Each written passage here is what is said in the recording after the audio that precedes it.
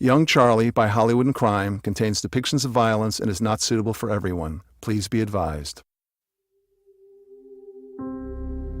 On December 5th, 1969, a Los Angeles grand jury sat in somber silence as it listened to Susan Atkins describe what went on at Cielo Drive in the early hours of August 9th. While Tex Watson held a pistol on Wojtek Frykowski in the living room, Susan wandered around the house. Through an open bedroom door, she saw Abigail Folger sitting in bed reading a book. Abigail looked over at her and smiled, assuming she was a guest of Sharon's. Susan smiled back and continued down the hall. Inside another bedroom, she saw Jay Sebring sitting at the edge of a bed. Sharon was lying on the bed as the two talked quietly. When Susan returned to the living room, Tex told her and Patricia Krenwinkel to gather everyone. Brandishing their knives, Susan took charge of Sharon and Sebring while Patricia got Abigail. When they were all in the living room, Tex ordered the two men and two women to lie down on their stomachs in front of the fireplace. "Can't you see she's pregnant?" protested Sebring. And that's when Tex shot Jay Sebring in the stomach.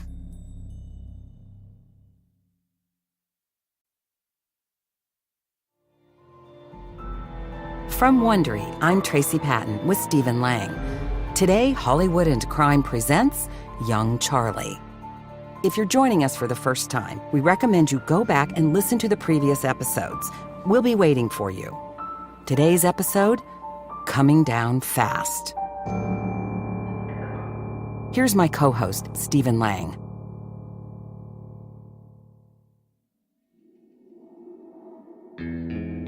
Tension is building between Dennis Wilson and Brother Records over the bills the company keeps getting. However impressed by Charlie's music Dennis might be, the other Beach Boys don't share his enthusiasm. And whatever distaste they have for the scruffy wannabe is only compounded by the recurring medical costs of treating his followers' frequent venereal diseases. The record company even receives a bill for dental work done on Susan Atkins's teeth. When Dennis arranges a recording session at Brother Brian's home studio, it doesn't go much better than Charlie's earlier attempts. Charlie arrives with a guitar and several family girls, exuding an air of entitlement. Brian has no interest in attending the session, and his wife, Marilyn, is put off by the filthy young women's non-stop use of the bathrooms. At one point, Charlie, frustrated by the constant technical demands, pulls a knife on the recording engineer. The engineer ends the session and reports the incident to Brother Records execs. But Charlie leaves with the professionally produced tape, convinced a recording contract is now inevitable. By now, even Dennis knows better, though he does think Charlie's newly recorded Cease to Exist has potential. For some time now, the drummer has been eager to put more of his own stamp on the Beach Boys' music.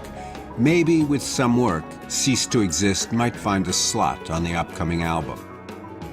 Over the summer of 1968, Charlie's Band of Strays gains a few more members. Teenaged Brooks Poston is a welcome male addition, especially since he contributes his mother's credit card to the family coffers. And one day, while hitchhiking, Dennis Wilson is picked up by a lanky 22-year-old Texan in a pickup truck. As is his habit, Dennis invites Charles Denton Watson back to his house. Watson is immediately impressed by the man sitting on the floor, guitar in hand, surrounded by a half-dozen young women. Charlie greets the Texan as if they are old friends, then goes back to playing a soft tune. Watson feels instantly at home, as if this encounter is fate. Charlie is always looking for male recruits to add muscle and technical skills to his group, and Tex, as they soon start calling him, is a perfect fit. Tex is always willing to do what Charlie tells him to.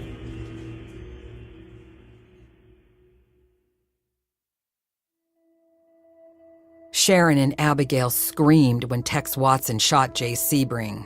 Tex told them to shut up and instructed Susan to tie Wojtek Frykowski's hands with a towel. Then he took the nylon rope they'd brought and tied it around the wounded Sebring's neck. He threw the other end around a ceiling beam and tied it around Sharon and Abigail's necks, pulling it tight so they would have to stand up or else choke. Then Tex announced to his victims that they were all going to die and ordered Susan to kill Frykowski. But Wojtek had gotten his hands free from the loosely tied towel and fought back. Susan now claimed that in the struggle, Frykowski had somehow gotten behind her and was pulling her hair. She stabbed at him, but she said she couldn't be certain she'd struck him. Frykowski broke free and made it to the front door before Tex reached him and struck him on the head several times with the butt of the gun. Wojtek stumbled through the door and fell down on the lawn, and Tex pounced on him, stabbing him over and over until he stopped moving. At this point in Susan's recitation, one of the jurors asked to be excused. Court recessed for a while so the jurors could compose themselves. Susan's matter-of-fact description of the horrors at Cielo Drive seemed to be getting to them. Though the recording session did not go as Charlie hoped, he's elated to hear that Dennis plans to put Cease to Exist on the upcoming Beach Boys album. And whenever he's in L.A., he regularly hangs around with Dennis and his friends, talent scout Greg Jacobson and record producer Terry Melcher. Charlie even accompanies them one night as Dennis drives Terry to his home on Cielo Drive in Benedict Canyon.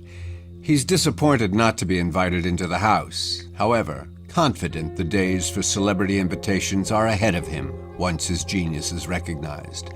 The release of one of his tunes on a Beach Boys album might be just the push he needs. But the family's stay at Dennis Wilson's log cabin mansion is coming to an end.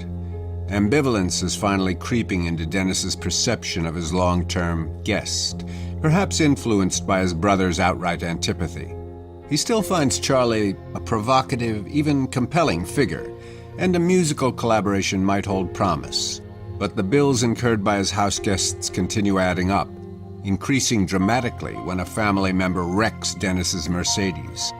All told, the summer of Charlie has cost the Beach Boy in the neighborhood of $100,000. Far more disconcerting is Charlie's penchant for waving a knife around in a threatening manner. His expression might easily dissolve into an only kidding grin. But Dennis has seen too much of Charlie's darker moods. He decides to use his lease's expiration as an excuse to break, or at least loosen, his tie to Charlie and his hangers-on. He takes a place in Malibu too small to accommodate the family.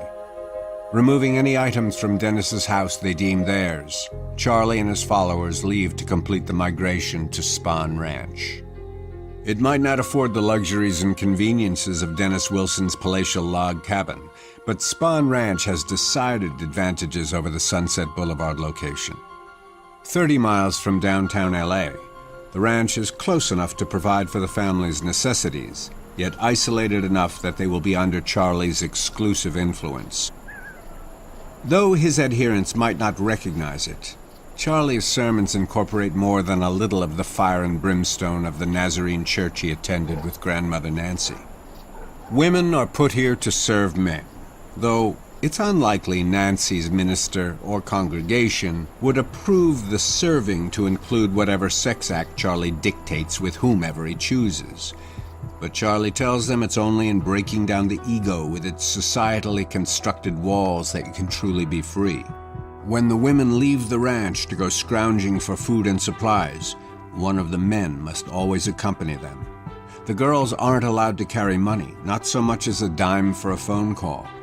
As Charlie sees it, much of what's wrong with society is due to the increasing influence of women. Of course, Charlie's ideas on society are as mutable as his mercurial expressions and quavering vocals. When he preaches love and acceptance before beating Mary to the ground with a chair, it only seems a contradiction. Since Charlie is perfect, any appearance of sin on his part is only a measure of your imperfection. And when he lovingly places that tab of LSD on your tongue, enlightenment is your responsibility. The master can put you on the path. It's up to you to get to your destination. All you need to know is that all roads begin and end with Charlie. You have no mother, no father, but Charlie. In the wilderness of Spahn Ranch, There is only one voice, and it's Charlie's.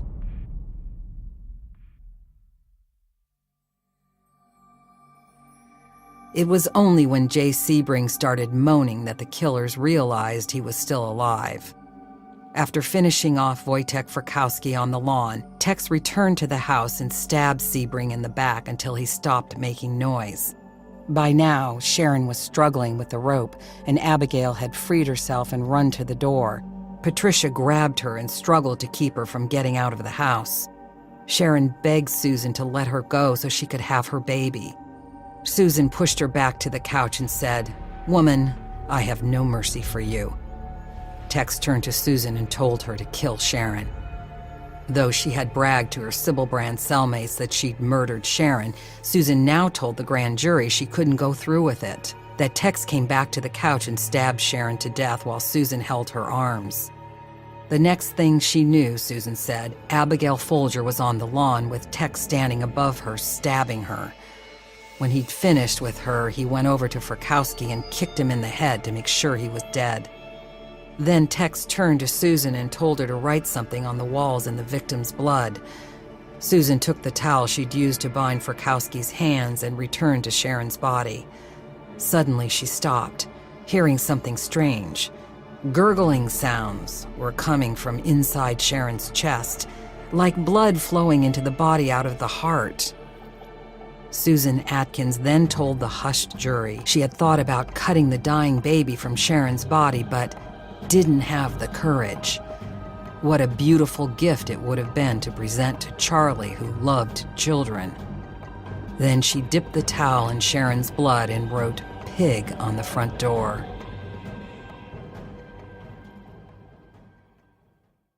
So are you looking for the perfect gift to get anyone on your list this holiday season? Get them Quip, the new electric toothbrush. It's a gift they'll actually use every day, not something that will be thrown into a drawer. And you don't have to go to a store to get it. Quip can ship directly to your door or theirs. It's that perfect $25 price point for those secret Santas you struggle with every year.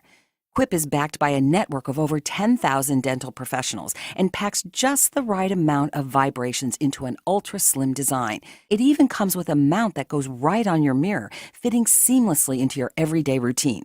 And talk about a gift that keeps on giving. You can even gift Quip with automatic brush head deliveries for a year to keep their brush effective and mouth healthy until next holiday. The Quip electric toothbrush is featured in just about every gift guide this year, like Oprah's O-List, GQ, and Forbes. It's the ideal size and price to gift anyone on your list. Right now, go to getquip.com/LAcrime and get your first refill pack free with a Quip electric toothbrush. That's your first refill pack free at getquip.com/LAcrime. GETQUIP.com/LAcrime. It's all Charlie can do to contain his rage. In December 1968, the Beach Boys' single, Bluebirds Over the Mountain, is released. Its B-side is a song called Never Learn Not to Love, though Charlie immediately recognizes it as his own Cease to Exist. Not only has Dennis Wilson renamed it, he's changed the lyrics. Though they talked about reworking the arrangement, Charlie explicitly told Dennis not to tamper with his words. To cap the indignity, the Beach Boy has credited himself as sole writer. The song performs poorly and quickly disappears from the charts, so Charlie can't even claim bragging rights on a successful single. Still, he needs Dennis for his access to producer Terry Melcher, whom Charlie is beginning to feel is his last hope at a recording contract. Any desire for revenge against Wilson needs to be restrained. Charlie isn't the only songwriter whose material appears that winter. After hearing their newly released White album in early 1969, Charlie is more convinced than ever that the Beatles are reaching out to him through hidden meanings in their lyrics. If they haven't yet responded to the letters, telegrams, and phone call attempts he or the family have made, it's because they already know he's gotten the message. There is a luminous sphere of kinship all prophets share. In Charlie's imagining, The Beatles are the four angels predicted in the book of Revelation, loosed upon the world to slay a third of mankind, and Charlie is the fifth angel, destined to rule the bottomless pit. In anticipation, Charlie has already brought a portion of his people to a remote area of Death Valley, accessible only by horse or four-wheel drive vehicle. When several months earlier, family member Kathy Gillies told him about her grandmother's property, the Myers Ranch, it was as if fate were again speaking to Charlie. The nearby Barker property, even more barren, afforded a perfect base from which to search for the entrance to the pit. Though Spahn Ranch remained convenient for Charlie's frequent LA trips to pursue his musical career, Barker had a logistical advantage. Charlie thought Spahn wasn't isolated enough. The ranch had frequent visitors, either tourists gawking at the western sets or bikers coming to hang out with the girls, and it was easy hitchhiking distance to Los Angeles should a family member decide to leave the fold. Barker afforded an environment suited for little more than work and survival and taking in the wisdom Charlie had to impart. And there is much to impart, as Charlie dissects every lyric in the Beatles' latest album. Blackbird foretells the rise of the black man to overthrow the white establishment piggies. Revolution 1 is the Beatles' implicit endorsement of the apocalyptic war to come.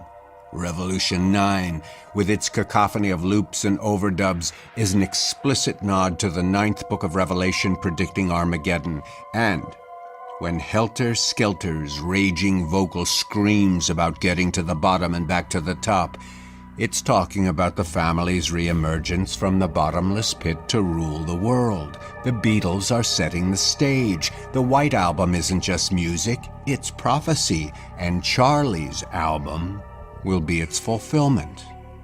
Once it's released, the revolution will begin.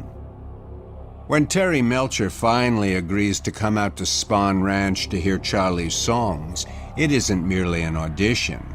It's an earth-changing event.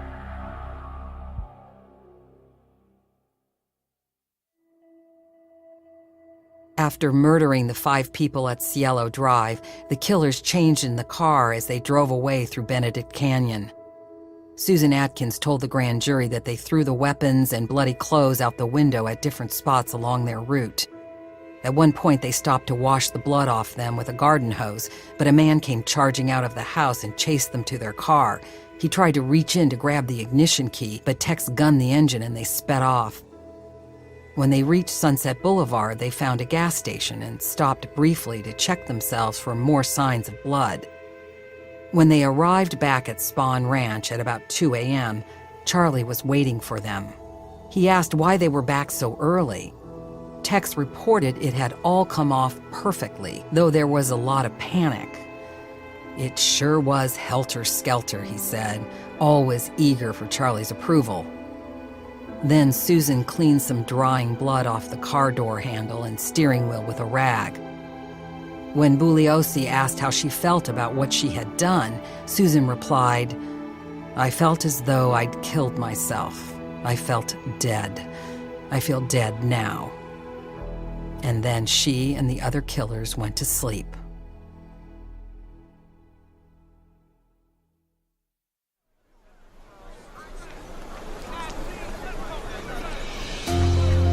Everything is planned to the minutest detail long before the record producer's arrival. Charlie is dressed in his new buckskins, tailored to perfection by the girl's loving hands. He's bathed and trimmed his hair and beard. The family men have cleaned the western set, and special food runs have been dispatched so the women can bake fresh cookies and cakes. Terry Melcher will be the guest of honor at a command performance. How can he fail to recognize Charlie's genius? Only Melcher never shows, nor does he even have the respect to call and cancel. The affront is only compounded by its being witnessed by the worshipful flock. How could Charlie, prophet of the coming age of Helter Skelter, have failed to see this looming catastrophe? How can his followers continue to take him seriously? It's enough that he's been rebuffed by producer after producer, enough that patrons like Dennis Wilson and Neil Young have failed to yield results. But Terry Melcher was beginning to seem like the last chance for Charlie's vision to be realized. The twin tracks of impending race war and rock superstardom present no great contradiction to Charlie or his followers. Will Helter Skelter be initiated by Charlie's emergent celebrity or subsumed by it? But if all roads lead to this moment, how has it not been foreseen by the prophet? And if the family sees his vision falter in this worldly enterprise, how will they keep faith in his leadership through Armageddon? Charlie decides to take a trip to 10,050 Cielo Drive.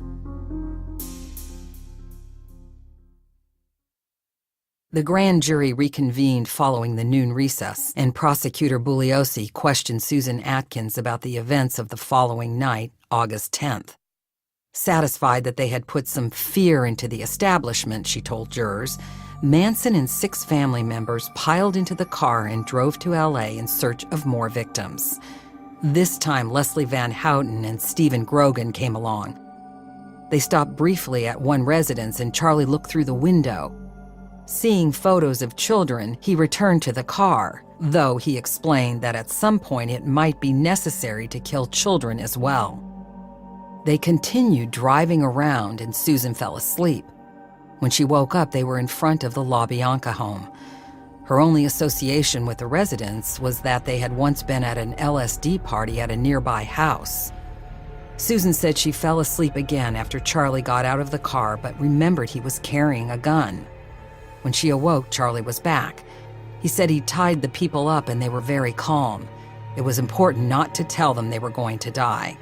That had been Tex's mistake the prior night, which caused so much panic and disarray. Then he ordered Tex, Patricia, and Leslie to go into the house and paint a picture more gruesome than anybody had ever seen.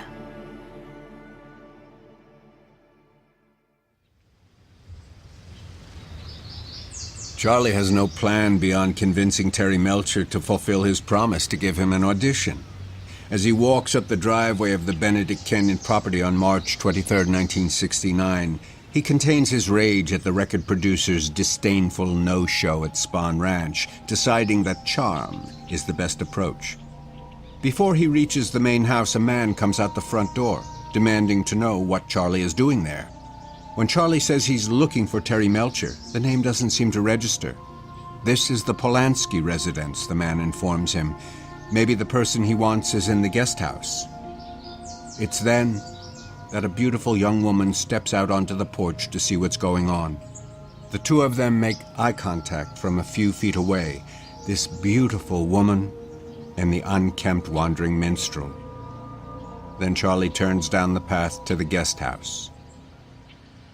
Rudy Altabelli, owner of the Cielo Drive property, is in the shower when he hears the loud knocking. When he opens the front door, he recognizes Charlie immediately. They've met before at Dennis Wilson's house. Dennis even played one of Charlie's tapes for Altabelli, who listened politely and responded non-committally. Charlie seems to recall that occasion as well, and the fact that Altabelli is an entertainment business manager.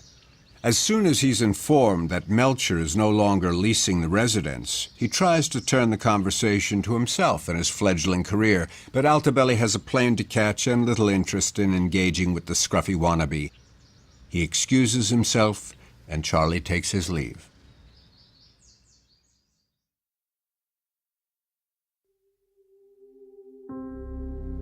Charlie instructed Tex, Pat, and Leslie to hitchhike home after they were done killing the La Biancas. Then he and the other family members drove off. Charlie had taken a woman's purse from the home, and they stopped at a gas station in a colored area where Linda placed it in a bathroom. The hope was a black person would find the purse, use the credit cards, and be blamed for the murders. It was only the following morning that Susan learned from Patricia Krenwinkel what had happened inside the house. This time they hadn't brought weapons, so they took knives from the kitchen. Pat and Leslie took Rosemary LaBianca into the bedroom and left Tex in the living room with Lino.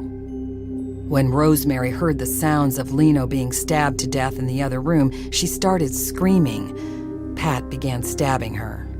Rosemary fought back and Leslie held her down. According to Pat, Rosemary was fighting all the way up until she died. Pat told Susan she believed that Rosemary's last words, "What are you doing to my husband?" would be the thought she carried with her into eternity.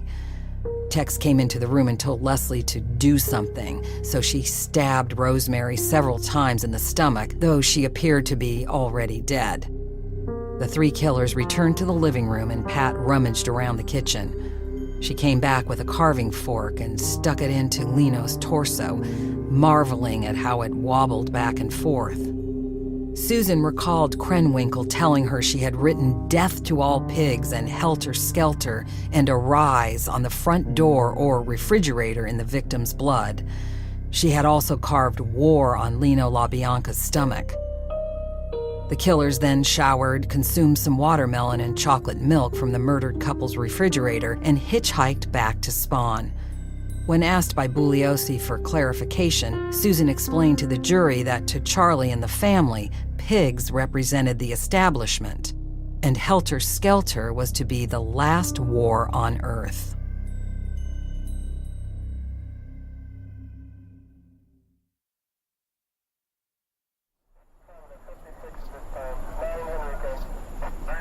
In April 1969, the family has some legal problems. On the 19th, LA County sheriffs raid the Spahn Ranch and confiscate several stolen dune buggies.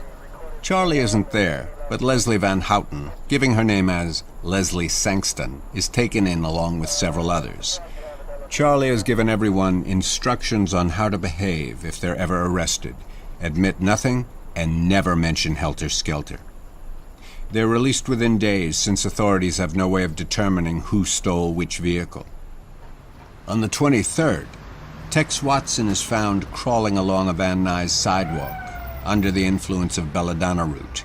He's arrested, photographed, and fingerprinted, and placed in a cell until he regains his senses.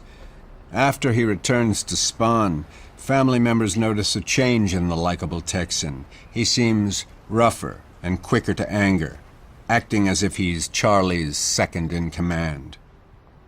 But things are looking up in one important respect.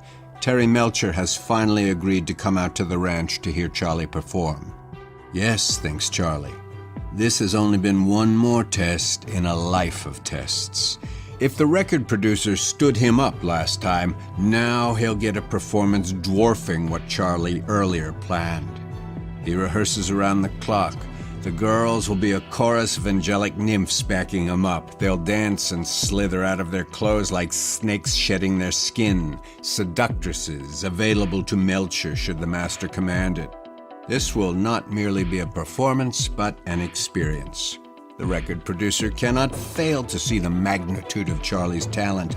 Yes, thinks Charlie, he was right to persevere. He has told his followers he'll be bigger than the Beatles, and he's about to fulfill that promise. The world might not know it yet, but it's about to be introduced to the musical genius of Charlie Manson. At no point in Susan Atkins' grand jury testimony had she demonstrated the slightest appreciation of the gravity of her actions. When dismissed from the stand by Bugliosi, she sauntered from the courtroom without a hint of shame or remorse. The prosecutor then put on the stand his remaining 4 witnesses. Wilfred Parent identified his murdered son Stephen from his high school yearbook photo. Winifred Chapman described finding the 4 bodies on the morning of August 9th. She also testified to having washed the front door before leaving work on August 8th, which meant that Tex Watson's print had to be placed there sometime later in the day. Terry Melcher told jurors about the night Dennis Wilson had driven him home with Manson in the car, establishing that Charlie had been to the house on Cielo Drive. He also described a visit to Spahn Ranch to audition Charlie and a follow-up with a local recording engineer to tape some of Charlie's tunes. Finally, LA County Coroner Thomas Noguchi testified as to the cause and manner of death of the 5 Cielo Drive victims. And with that, the December 5th grand jury session closed.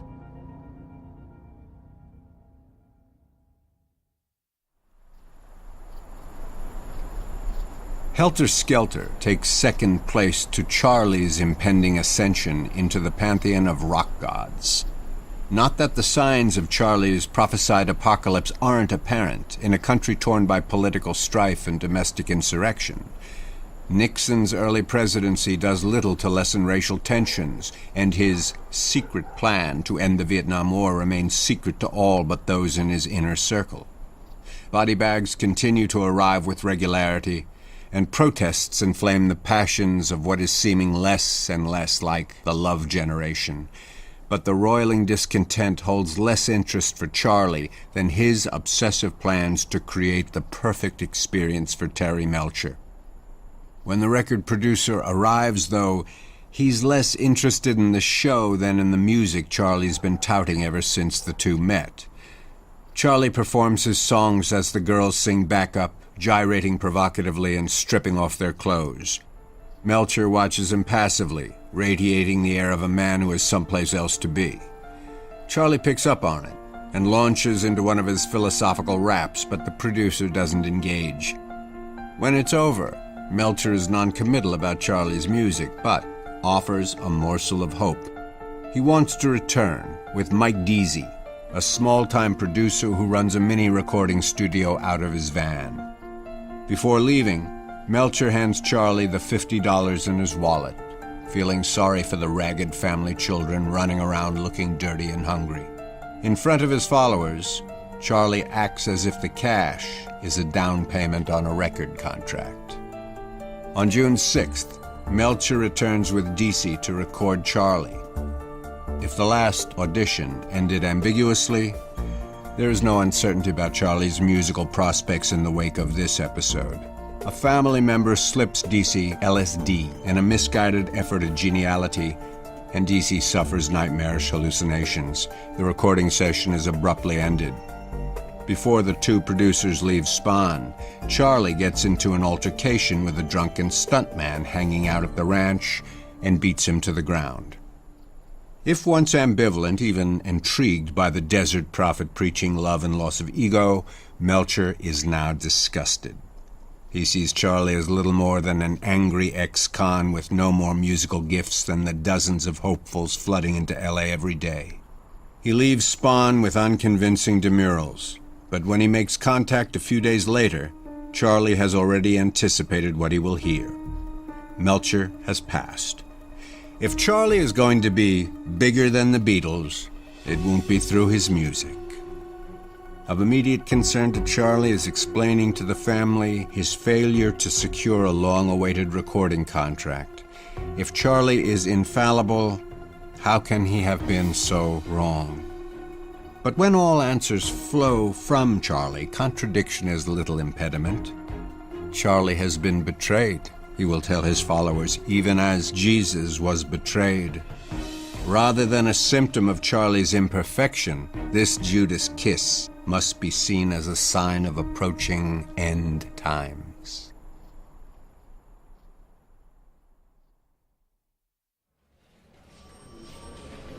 When Linda Kasabian's attorney, Gary Fleischman, asked for full immunity for his client, Bugliosi balked. The deputy DA was already irritated that Susan Atkins had gotten such a good deal. The best he could offer Fleischman was a voluntary manslaughter charge. Linda's lawyer argued that she had not fought extradition and was eager to testify. Bugliosi considered it. He knew that Susan was a wild card. Her agreement precluded her from testifying at trial, and she had in no way disavowed her association with Manson, whom she still believed to be the most perfect man on earth. She might change her mind and recant her grand jury testimony. Even her lawyer, Richard Caballero, suggested as much. Bugliosi acknowledged, too, that Linda hadn't participated in the murders. Simply being present on both nights made her as legally culpable as those who shot, stabbed, and bludgeoned to death 7 people. But it appeared she had legitimately feared for her life and the safety of her little girl Tanya, who would have been at the mercy of the family had Linda appeared disloyal. Though he hadn't met Linda, Bugliosi felt it was unlikely she'd make a less sympathetic witness than the cold-blooded and remorseless Sadie Mae Glutz.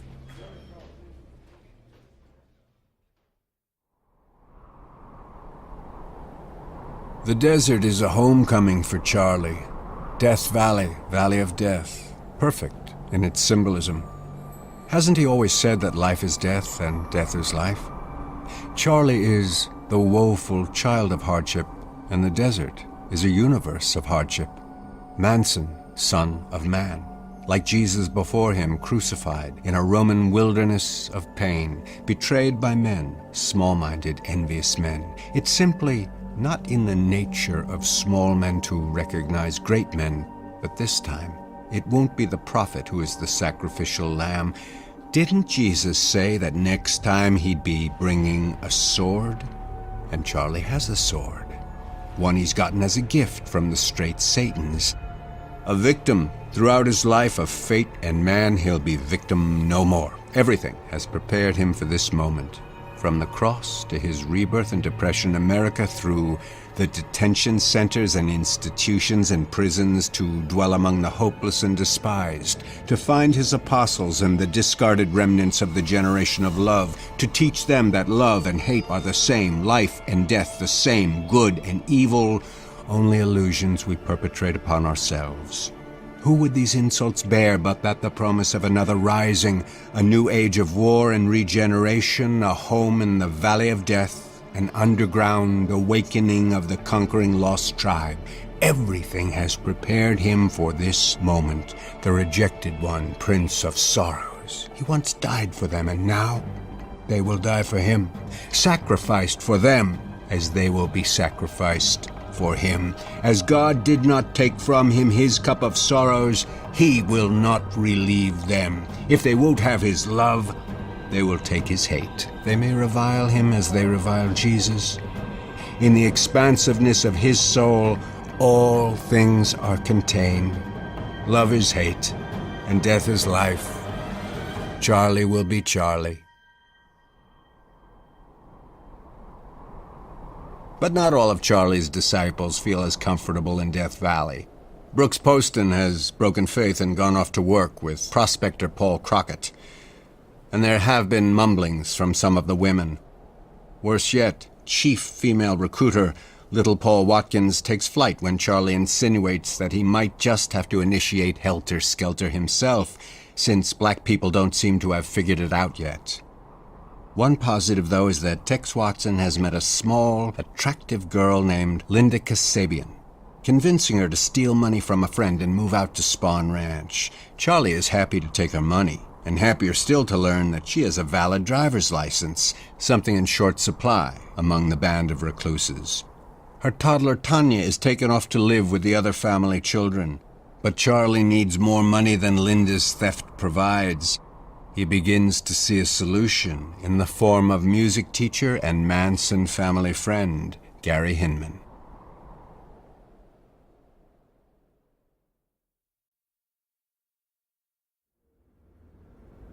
When the grand jury reconvened on Monday, December 8th, prosecutor Bugliosi presented witnesses who provided more evidence against Charlie and the 4 family members. Responding officers described the scene at Cielo Drive and the discovery of a latent print matching Tex Watson's from his April arrest. Gun expert Ed Lomax asserted that the gun handle found at the Tate residence belonged to a .22 caliber buntline Longhorn revolver. Joe Granado of LAPD's Scientific Investigations Division gave testimony on the blood evidence and the rope tied around Tate and Sebring's necks. Greg Jacobson talked about Charlie's relationship with Terry Melcher, former resident of the property.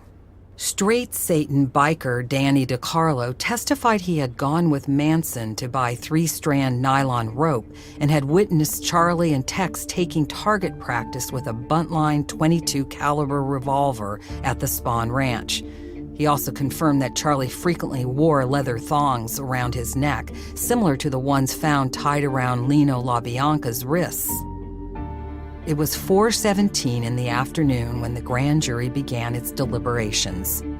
It took them only 20 minutes to reach their conclusion. Charles Manson, Tex Watson, Susan Atkins, and Linda Kasabian were indicted on 7 counts of murder and 1 count of conspiracy to commit murder.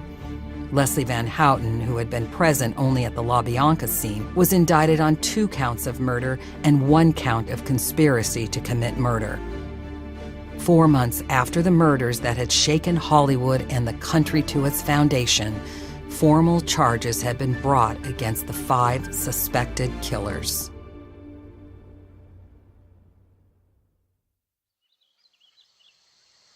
Gary Hinman often supplements his music teacher income by dealing drugs to his Topanga Canyon neighbors. One recent transaction involves 1,000 tabs of mescaline that fellow musician Bobby Beausoleil delivers to the Straight Satan Motorcycle Club, acting as a go-between for Hinman. When the bikers tell Bobby the product is substandard and demand their money back, Charlie sees an opportunity. He tells Bobby to take Mary Brunner and Susan Atkins over to Hinman's place. They are to demand not only the $1,000 owed the Straight Satans, but the money Charlie needs to fund his Death Valley operation. When Bobby calls a little later, Charlie isn't happy with what he hears. Gary refused. So Bobby beat him until he signed over ownership of his 2 cars. That might cover what he owes the Straight Satans, but does nothing to satisfy Charlie. Perceiving yet another betrayal, Charlie rides over to Hinman's. Brandishing a 20-inch sword, he demands that Gary turn over everything he owns to the family. When Hinman protests that he has nothing more to give, Charlie slashes him across the face with the sword, partially severing his ear. Hinman begs for mercy, reminding Charlie that he's always been a good friend to the family. Charlie heads back to Spawn, leaving Bobby with instructions not to leave until Hinman has signed over everything he owns. The next time Bobby calls, it's with the news that after repeated beatings, Gary has failed to come up with any more money and is now threatening to go to the police. It's clear to Charlie what must be done. But he decides that Hinman's death will serve another, larger purpose. Charlie prophesied a race war, and it shows no sign of happening on his schedule. If Bobby can make it look like Gary Hinman was killed by the Black Panthers, it might just initiate Helter Skelter.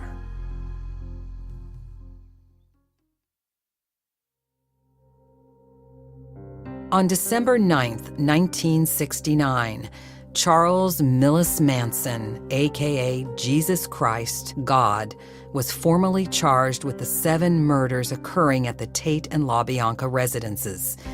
He listed his address as transient, his occupation as musician. On the following day, Susan Atkins, Patricia Krenwinkel, and Linda Kasabian were granted continuances before entering their pleas. Susan and Patricia treated the court proceedings as if they were a stage on which to act out their own light-hearted farce. They grinned and giggled in the face of charges they'd butchered 7 people. In contrast, Linda Kasabian seemed close to tears, burdened by the weight of events. Tex Watson, in a Texas jail fighting extradition, was the only suspect not present. On the same day, December 10th, a gas attendant at Sylmar Standard Station was trying to fix a running toilet in the restroom. When he removed the lid, he found a woman's wallet stuck on top of the mechanism. Inside was a driver's license belonging to Rosemary LaBianca. He phoned the LAPD, who retrieved the wallet and informed the DA's office. Another part of Susan Atkins' story had been confirmed.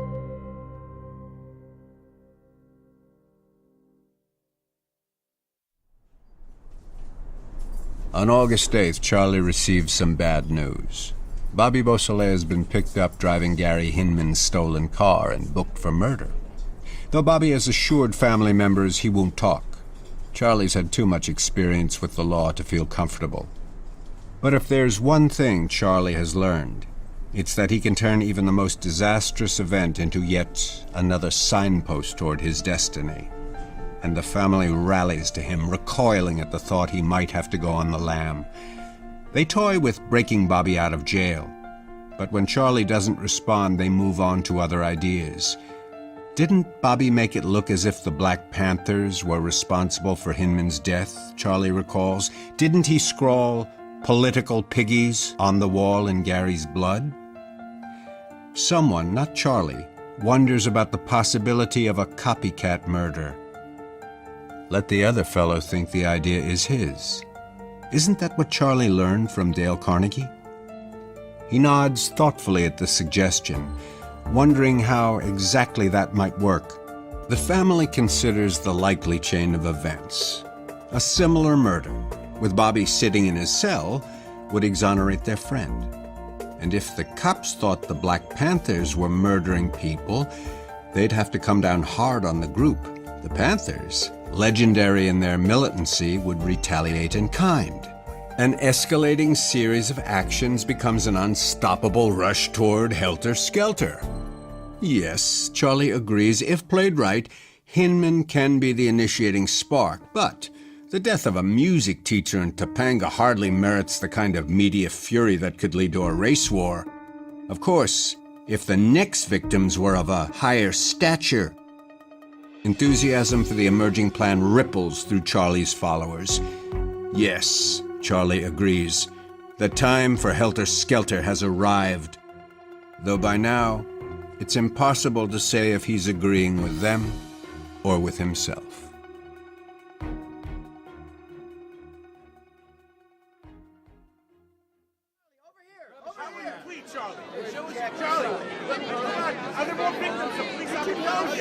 On December 11th, Charles Manson, flanked by officers towering over him, was led down a corridor to stand before Judge William Keene. Wearing the buckskin outfit sewn for him by the family girls, he entered a courtroom so packed with reporters it seemed incapable of housing another body. Charlie seemed comfortable with the attention he was getting, as if unaware of or unconcerned by the difference between celebrity and notoriety. The judge assigned public defender Paul Fitzgerald to represent Charlie, though there was no shortage of lawyers positioning themselves for the job. It was generally assumed that a case of this consequence in the media center of Los Angeles could launch a lucrative career. Charlie's official not guilty plea would come 10 days later and rest on his assertion that his absence from the crime scenes absolved him of guilt. He would further insist he had never explicitly ordered anyone to be murdered. If his family members had taken it upon themselves to kill on his behalf, it wasn't his responsibility. For now, though, Charlie looked around the courtroom and couldn't help smiling. He had finally achieved the fame he had so long coveted.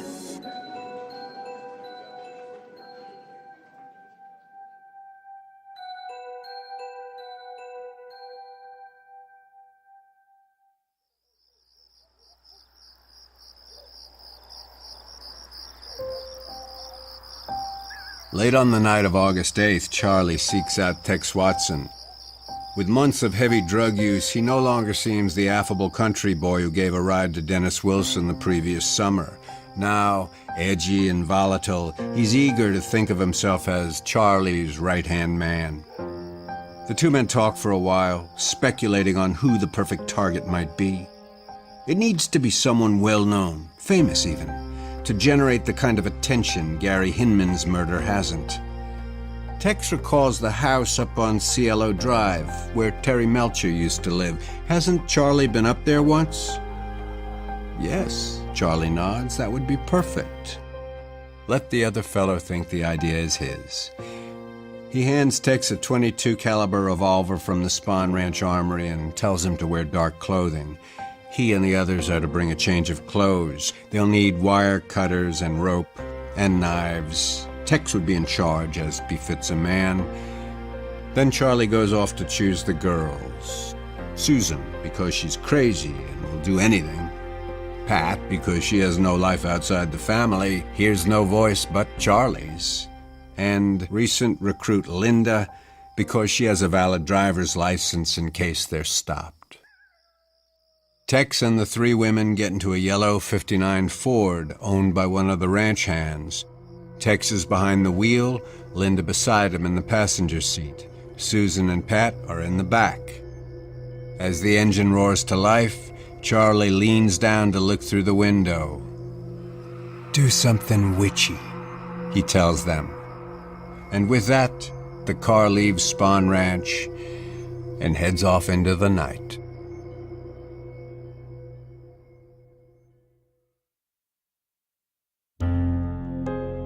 The events of those 2 August nights in 1969 might never be fully comprehended, though it would be a mistake to think of them as incomprehensible. The barbarity of the crimes might tempt one to conclude the assailants were insane and their actions senseless. But even crazy people have reasons. They just have crazy reasons. Did Charlie really believe the crimes would initiate a cataclysmic war between blacks and whites? That he and his family would find the bottomless pit where they would wait out the events they had set in motion? That they would emerge from their subterranean redoubt after hundreds of years to rule the world? Or were the horrific murders no more than a seasoned ex-con's attempt to lead authorities away from his complicity in the murder of Gary Hinman? Did his followers truly believe Charlie was the second coming of Christ? Or were they entranced by their own desire to believe? Were they infatuated with Charlie? Or the idea of Charlie? And isn't that what he had done throughout his life? Let those around him project onto him a vision of saint or sinner, savior and deceiver, reflecting back to them their own fractured souls. Charlie could easily have lived and died in obscurity, a petty criminal in the shadows of civilization. But he found himself in a time and place that mirrored his imaginings, a world on the knife's edge of change. And in that generational upheaval, his disciples proved vulnerable to his singular vision, caught between the world that had been and one that never would be. To Charlie, prison would be a homecoming, the closing of a circle begun a long time ago and 1,000 miles away. And there he would remain, denied parole a dozen times. On Sunday, November 18th, 2017, having spent 65 of his 83 years incarcerated, Charles Manson died of natural causes. His family members, either languishing in prison or aged out of youthful folly, were not present. His death served more as a reminder of his legend than a punctuation mark to his life. Aged and frail, the man who had once hoped to initiate Helter Skelter had become an afterthought to his own persona, more pathetic than fearsome, more irrelevant than monstrous. The skies did not open, no horseman appeared, no sword of fire was observed descending from the heavens. He had finally found that bottomless pit. I'm Tracy Pattin. This is Hollywood and Crime from Wondery. Subscribe to Hollywood and Crime on Apple Podcasts, TuneIn, Stitcher, or your favorite podcast app. To find out more information, read our episode notes and contact us if you have any questions or comments. If you like what you've heard, we'd love you to give us a 5-star rating and review us. And be sure to tell your friends and fans of true crime. We're counting on you to help us spread the word. Young Charlie is written and directed by Larry Brand.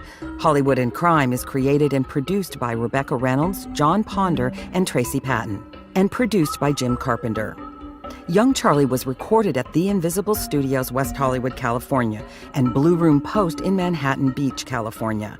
Executive producers Ben Adair and Hernan Lopez for Wondery.